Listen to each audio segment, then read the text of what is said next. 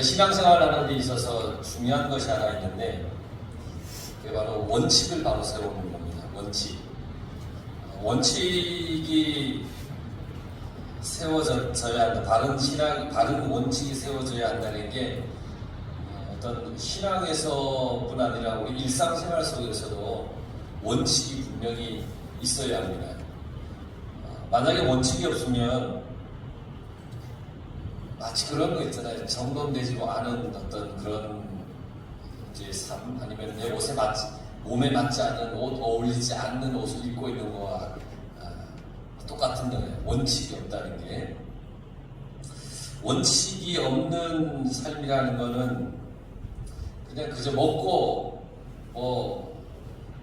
사는 것에만 집중하다가 허덕이다가 그냥 죽는 그런 인생이 원칙이 없는 인생이 아닐까라는 생각을 해봅니다. 원칙이 없으면 하루하루가 즐겁지도 않고 보람되지도 않고 감사하지도 않아요.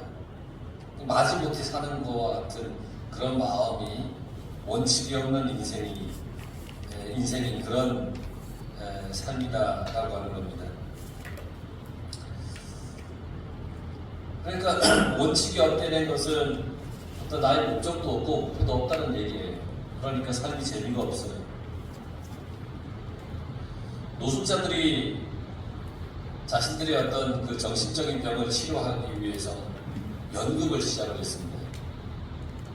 몇몇이 모여서 사회단체의 도움을 받아서 연극을 하게 되었는데, 처음에는 이 노숙자들의 어떤 그 평소의 삶의 어떤 본성의 어떤 그런 게 몸에 배어있는 것이 있어서 움직이기도 싫어하고 대사 외우기도 싫어하고 막 그랬습니다. 다 귀찮았어요. 근데 조금씩 연극의 재미를 느끼면서 모두가 연극에 최선을 다하는 거예요. 그리고 그것으로 인해서 그들은 내가 좀 살아봐야 되지 않겠나? 라고 하는 이런 마음이 조금씩 들기 시작한 거예요. 삶의 의미가 조금씩 생긴 거죠. 그리고 자기들뿐 아니라 다른 노숙자들을 위해서 이 연극을 이렇게 보여줌으로써 삶의 의미를 잃어가는, 근데 자신들과 같았던 그런 처지의 사람들에게 삶의 의미를 찾게 해주고 싶다는 그런 고백을 그들이 하였다라고 하는 겁니다. 연극을 시작한 이 노숙자들은 이제 그들의 인생에 어떻게 살아야 할지에 대한 원칙, 목표 이런 것들을 가지고 살게 되었고, 앞으로는 이제 노숙이라고 하는 그런 어떤 불명예의 어떤 그 삶이 아니라 의미 있는 삶을 살리고 그들이 다짐했다라고 하는 겁니다. 그러니까 우리도 마찬가지 인생에 어떤 원칙이 있을 때, 목표가 있을 때, 그때부터 인생이 삶이 재미있는 거죠. 왜냐하면 무엇을 하며 살아야 할지가 정해져 있고 그 길로 향하여 가기 때문에. 그래서 우리가 여성교회의 헌신 예배를 하는 이유 중에 하나는 이 한 해를 목표를 가지고 모두가 하나님 안에서 우리가 정말 복음을 위해서 살고자 합니다 라고 하는 결단, 목표 이런 것들을 세우면서 우리가 예배를 하나님 앞에 결단하며 드리는 겁니다. 신앙생활도 그래요. 아무렇게나 내가 하고 싶은 대로 하는 것은 사실 질서 있는 신앙생활은 아닙니다. 그게 신앙생활 아니야 라고 할 수는 없지만 질서 있는 신앙생활은 아니에요. 왜냐하면 우리를 이끄시는 하나님은 질서의 하나님이십니다. 다 질서가 있어요. 그리고 하나님은 그 모든 질서 위에 모든 역사를 이루어 주시는 그런 하나님입니다. 계획 없이 아무렇게나 아무 의미 없이 마음대로 하고 싶은 대로 원칙 없이 그렇게 하나님은 하지 않으십니다. 천지를 창조하실 때도 아무렇게나 지으신 것이 아니라 하나님의 분명한 원칙, 질서 그 속에서 이 천지를 지었습니다. 그래서 우선 빛과 어두움을 먼저 만드셨죠. 그 이유가 뭐냐면 우리가 살아가는 모든 삶의 가장 기본이 되는 원칙 중에 하나가 빛과 어두움입니다. 이 아름다운 자연을 먼저 보고 싶다고 해서 만약에 하나님이 나무나 동식물을 먼저 만드셨다면 빛이 없기 때문에 이것들은 살아갈 수가 없는 겁니다. 죽고 말 겁니다. 하나님을 믿고 사는 우리의 신앙생활은 분명한 질서, 원칙이 있어야 됩니다. 그래서 하나님이 우리에게 주신 신앙의 원칙은 결론적으로 얘기하자면 겸손입니다. 겸손. 여러분, 이 한 해 하나님 안에서 겸손하며 살아가시길 간절히 바랍니다. 내가 겸손하면 그때부터 신앙은 즐겁습니다. 재밌습니다. 감사가 넘칩니다. 근데 내가 겸손하지 못하면 신앙생활은 재미가 하나도 없습니다. 왜냐하면 내 마음대로 해야 되니까. 근데 내 마음대로 되는 게 어디 있어요. 그런데 이상하게 겸손하면 그때부터 너무너무 재밌어진다는 거예요. 우리가 주님의 일을 할 때 알아야 할 한 가지가 겸손인데, 겸손하기 위해서는 우리가 모두 같은 마음을 품어야 합니다. 같은 마음을 품으면 겸손할 수 있습니다. 아니, 내가 좀 더 나아. 에이, 이렇게 해야지. 아니야, 저렇게 해야지.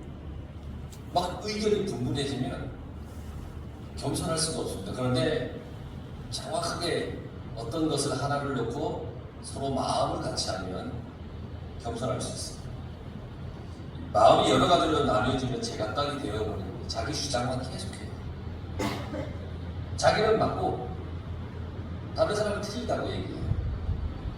나는 옳은 의견을 제시하는데 다른 사람이 제시하는 의견을 잘못했다고 하는 얘기예요. 여러 마음일 경우에 그렇다는 거예요. 그런데 오늘 2절 말씀을 보면 마음을 같이 하여 같은 사랑을 가지고 뜻을 합하며 한 마음을 품어, 그렇죠? 같이, 같은, 합하며 한. 그러니까 이 2절 한 절 속에 같은 의미의 말이 4번이나 나오는 거예요. 같이, 같은, 합하며 한. 그만큼 하나가 된다고 하는 것은 너무너무 중요한 거예요. 우리 여성교회가 하나의 한 마음을 품고 이 한 해를 살아갈 수 있길 간절히 바랍니다. 이렇게 하나가 되는 건 돈으로 되지 않습니다. 제가 여러분들이 하나가 될 수가 있다면 만약에 1인당 100만 원을 제가 다 드려서 모두가 한 마음이 될 수 있다면 드리고 싶습니다만 100만 원을 드린다고 해서 한 마음이 되지 않기 때문에 안 드리겠습니다. 뭔 얘기냐? 이 한 마음이 되는 데 있어서 돈으로 될 수는 없어요. 돈이 되진 않아요. 아무리 돈이 많다고 해서 다 같은 마음이 되겠습니까? 오히려 그 돈의 쓰임새 때문에 서로 다투고 멀어집니다. 조금이라도 자기 유익을 위해 쓰려고 꾀를 내기가 쉬운 거예요. 손해보기 좋아하는 사람이 어디 있습니까? 저도 손해보는 거 싫어요. 그렇기 때문에 어떤 물질이 하나가 될 수 있게 한다? 아니, 그 물질이 오히려 방해가 돼요. 어떤 모임이나 단체를 구성하는 이 구성원들이 하나가 되면 그 모임이나 단체는 재미있고 즐거워요. 왜냐하면 마음이 하나에 같기 때문이죠. 환경이 열악하고 힘들어도 마음만 하나만 되면 즐겁습니다. 그래서 단칸방에 살아도 마음이 하나면 즐겁잖아요. 근데 대골 같은 집이라고 해서 즐겁겠습니까? 마음이 같이 않으면 하나도 즐겁지가 않다는 거예요. 아무리 환경이 좋고 여건이 좋아도 이 구성원의 마음이 하나가 되지 않으면 하나도 재미가 없다는 거예요. 그러니까 세상일 뿐 아니라 하나님의 일이 있어서 무엇보다 마음이 하나가 되는 게 얼마나 중요한지를 우리가 깨달아야 되는 겁니다. 우리가 그리스도 안에서 권면하고 사랑하고 위로하고 배려하고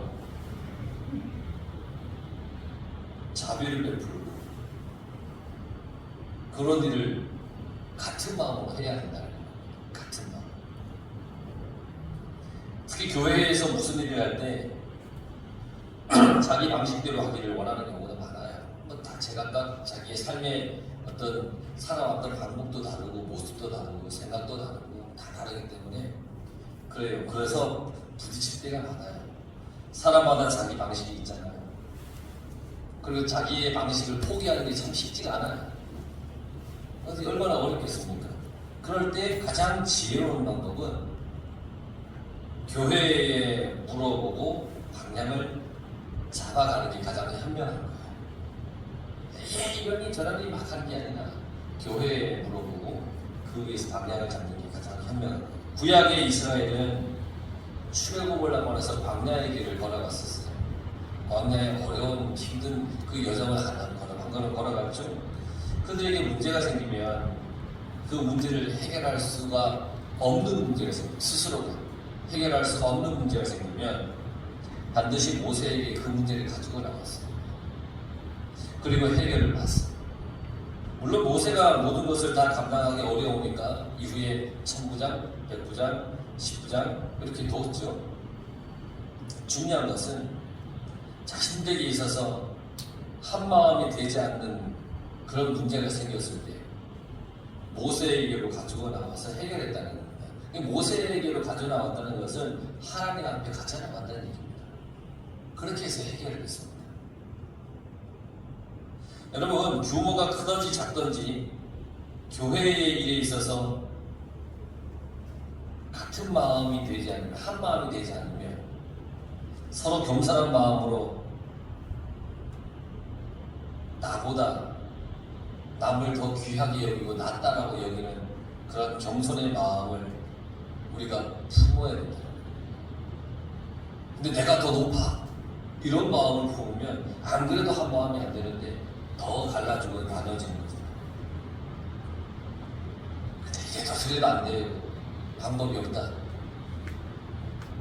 그러면 교회 목사님이 가져가십시오.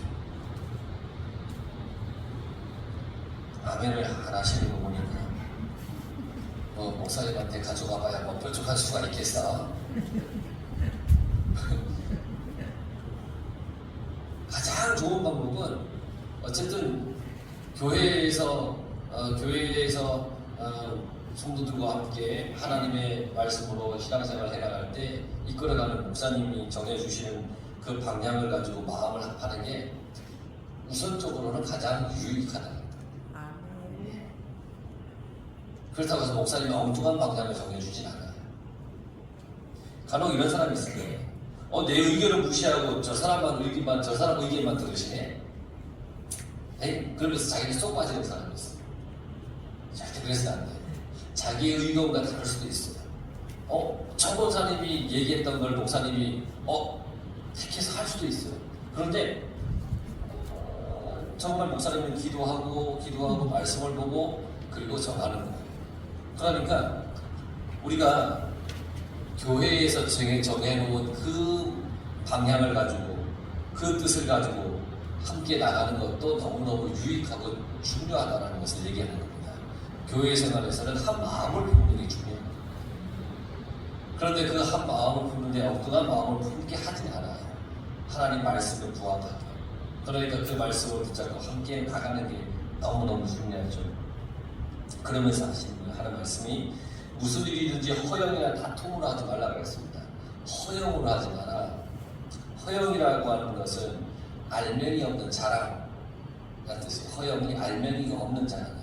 그냥 자랑을 막 하는 것 같은데 알맹이가 없어요. 내용이 없어요. 바리새인과 같은 것이 허영입니다. 보이기 위한 것. 속은 아무것도 없어요. 비어있어요. 보이기 위해서. 아까도 금식에 대한 이야기를 했지만 속에는 하나님에 대한 중심이 하나도 없어요.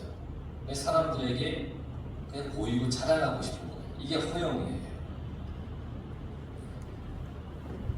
그러니까 무슨 일을 할 때 나의 어떤 자존심을 내세우지 말고 다투면서 하지 말고 같은 마음을 품으라는 거예요. 허영으로도 하지 말고 다툼으로도 하지 말고. 여러분, 겸손한 마음을 가지라는 것이 주님의 뜻이에요. 우리가 가장 알고 있는 가장 겸손한 분이 있잖아요. 그분이 바로 예수 그리스도이십니다. 사도 바울은 빌립보 교인들에게 이렇게 말해요. 너희 안에 이 마음을 품으라. 이 마음을 품으라. 곧 그리스도 예수의 마음이니. 그러니까 빌립보 교인들에게 하는 말이기도 하지만 오늘날 우리에게 하시는 말씀. 우리가 품어야 할 마음은 어떤 것인지에 대해서 정확하게 얘기해 주고 있어요. 우리 그리스도인이 품어야 할 마음은 무슨 마음입니까? 예수님의 마음이에요. 그러니까 신학의 원칙 중 가장 중요한 원칙은 예수님을 닮아가는 겁니다. 예수님의 마음을 담는 것이 예수님의 마음을 품는 겁니다. 예수님의 마음을, 예수님을 내 마음에 새겨야 됩니다. 그래서 그것이 내 것이 되게 해야 됩니다.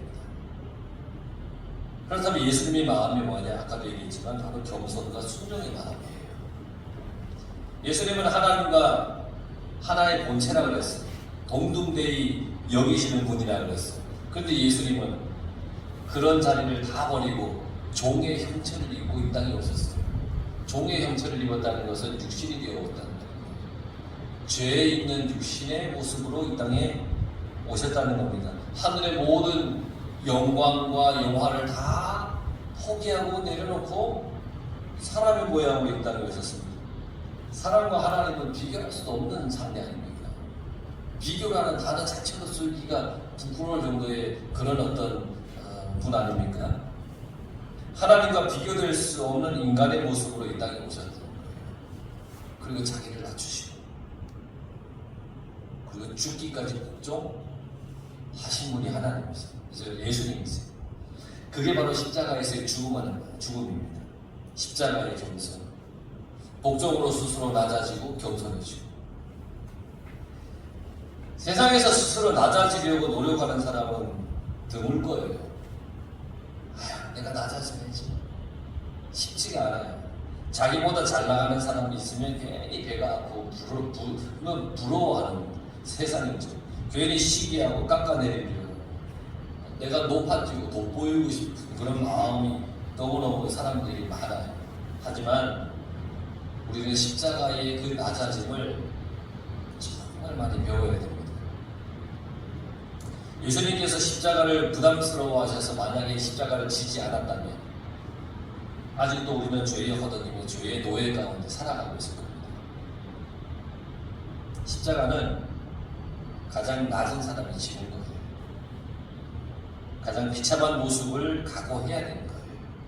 온갖 조롱, 비웃음 다 참아야 됩니다. 억울함도 다 참아야 됩니다. 아까 여러분들이 특성을 했잖아요. 나를 위해 오신 주님. 그 주님이 나를 위해 모든 걸 다 버리고 완전히 낮아져서 십자가를 지심으로써 그 모든 것을 견뎌내므로써 우리의 모든 죄를 감당해 주신 거예요. 그래서 우리는 예수님을 닮아서 낮아지고 겸손해야 됩니다. 나로 하여금 하나님이 원하시는 일이 있고 나로 하여금 하나님께서 이루시고자 하는 일이 있어요. 그런데 그걸 하기 위해서는 내가 낮아지고 겸손해야 할 수 있는 겁니다. 그렇게 하기만 하면 우리는 같은 마음, 같은 사람, 한 뜻, 한 마음을 품을 수가 있습니다. 겸손한 마음. 교회에 어려운 문제가 생기면 제각각인데 만약에 사람들이 다 제각각이면 절대 그 문제를 해결할 수가 없는 겁니다. 어떤 교회가 건축을 하다가 중단이 되었어요. 건축을 진행하던 목사님이 너무 힘들어서 그만 손을 떼고 다른 곳으로 임지를 옮겼습니다. 다른 목사님께서 부임하셨는데 교회를 계속 건축하려고 하다가 이제 힘이 드는데 좋은 기회가 생긴 거예요. 교회를 잘 건축할 수 있는 좋은 기회가 생겼어요. 부도가 났던 업자 대신에 다른 업자가 맡아서 하겠다고 나선 거예요. 그런데 그 교회의 한 권사님이 교회 건축하는 이 모든 과정이 자기 생각과 다르다고 반대를 하고 나서는지 몰라요. 너무너무 반대를 하는 거예요. 그래서 다시 건축이 중단되었다고 합니다. 아직도 건축을 끝내려면 그 끝이 보이지 않는다고 하더군요. 여러분, 내 생각이 아무리 훌륭하다고 해도 감춰야 될 때가 있고요. 포기해야 될 때도 있어요. 예수님처럼 그렇게 해야 합니다. 우리가 이 성전을 이렇게 건축하는 동안에 저는 우리 모든 성도들에게 얼마나 감사를 드립니다. 이렇게 짓는 과정 속에서 이렇게 했으면 좋겠는데 저렇게 했으면 좋겠는데 마음들이 왜 없었겠어. 좀 이런 방향으로 했으면 좋겠고 저런 방향으로 했으면 좋겠고 교육관을 좀 더 어떻게 했으면 좋겠고 교육관 주방을 또 어떻게 했으면 좋겠고 뭐 여러 가지 생각들이 많을 텐데 제가 처음 성전을 건축을 이제 우리가 시작할 때 시점에 제가 했던 말이 기억나요. 와서 절대로 감나라 배달을 하지 마시고 조용히 파카스 한 병 들고 오셔서 수고하십니다 하고 일하시는 분들에게 수고하십니다 하고 그렇게 기도하고 가달라고. 근데 정말 다들 그렇게 해주셔가지고 마음에 드는지 안 드는지 모르겠지만 그래도 이렇게 아름다운 성전을 우리가 무리 없이 또 아무런 그 어려움 없이 잘 지키게 된 것이 얼마나 감사한지 모릅니다. 이걸 보면서 정말 우리 성도들이 한 마음이요, 한 뜻이요, 또 하나의 어떤 그 원칙 안에, 또 하나의 목표 안에 이렇게 우리가 성전 건축하는 게 얼마나 감사한지. 정말 우리 성도들은 최고의 겸손이고 최고의 순종의 그런 성도들이다. 그걸 이번에 아주 깊이 느끼고 깨닫게 되었어요. 겸손하면 한 마음이 되고 한 마음이 되면 이루어낼 수 있다는 겁니다. 겸손의 결과는 어떠냐? 여러분 상상 이상으로 영광스럽습니다.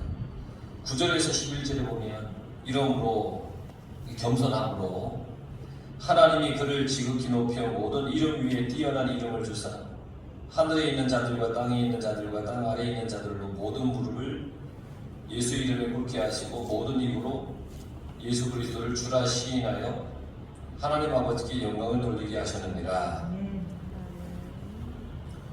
예수님의 십자가의 복종으로 얻은 결과는 하나님께서 모든 이름 위에 뛰어난 이름을 주셨어요.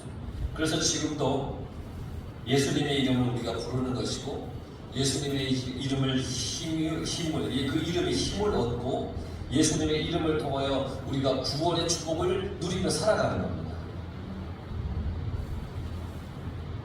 우리가 예수님의 마음을 품어서 겸손하면 하나님은 우리를 높여주십니다. 내가 높아지려고 하지 않아도 하나님께서는 겸손한 사람을 높여주십니다. 부지 중에 내가 알지 못하는 가운데 어느샌가 하나님이 나를 높여주십니다. 우리 모두가 겸손히 주님의 말씀에 순종하며 살아가면 이 교회는 나도 모르는 사이에 이미 하나님께서 우리 교회를 통하여 놀라운 역사를 이루어 가신다는 겁니다. 교만한 사람이 존경을 받을 경우는 거의 없습니다. 반면에 겸손한 사람이 존경을 받는 경우는 참 많이 있습니다. 겸손한 사람이 스스로 높였기 때문입니까? 아닙니다. 겸손한 사람은 하나님 안에서 겸손한 사람은 하나님께서 그를 높여주시기 때문입니다. 교회에서 신앙의 모범이 되는 사람은 겸손한 사람, 평화를 만드는 사람, 그 사람 또한 겸손한 사람. 우리 여성교회가 신앙의 모범이 되는 여성교회, 그리고 평화를 만들어가는 그런 여성교회. 그래서 교회뿐 아니라 주변의 모든 사람들에게 존경을 받을 수 있는 그런 우리 여성교회 모든 성도들 여러분들이 다 되시길 바랍니다. 허영이나 다툼을 버리고 내 생각 방식 버리고 오직 주님의 뜻을 따라서 겸손함으로 예수님을 여러분 닮아가는 그런 우리 여성교회 되길 간절히 바랍니다. 그러면 이 한 해가 너무너무 행복할 겁니다. 할렐루야. 우리 서로 다시 한번 인사하십시다. 행복한 여성교회 됩시다. 행복한 여성교회 됩시다.